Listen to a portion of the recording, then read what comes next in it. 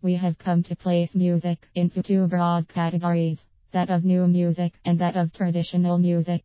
Music before the turn of the century has come to be thought of as the traditional. This traditional music gets lumped together in what most people refer to as classical.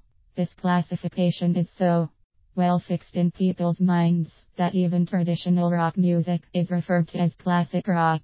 The so-called classical music is really about three different periods that were all different in their practice. Even so, there are some differences in the music after the turn of the century that are distinctive enough to warrant the label of new music. Prior to the turn of the century, all music was goal-oriented, or tonal, meaning that there was one chord in the particular composition that was the goal or resting point of the music's chord progression. When this chord was reached, the music sounded finished, and the music would not sound finished until this chord was reached. Hence this chord would show up at the very end of the music, but also at the ends of all phrases or melodies, pretty much. It would not be the same chord for every piece of music, but would depend on the key of the music. That is the meaning of key. If a piece of music is in the key of C, then the chord it must end on is C. A work in the key of G would end on G, and so forth. Well, after 100 years or so, composers got the itch to try something new, and so we find the first examples of the new music.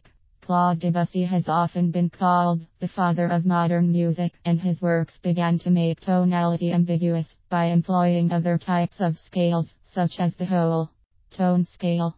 Some composers went beyond this and tossed out tonality altogether. The most notable example of this was the serial music, composed by Arnold Schoenberg. Serial music used a scale of 12 tones rather than the traditional 8, and studiously avoided any note/chord relationship. Some other composers like John Cage created what was called chance music, where the notes in the piece were determined by the throw of dice. Meanwhile, at this same time, jazz was being made. Jazz and blues returned to tonality with a vengeance. However, there were many other elements added that qualified this as new music.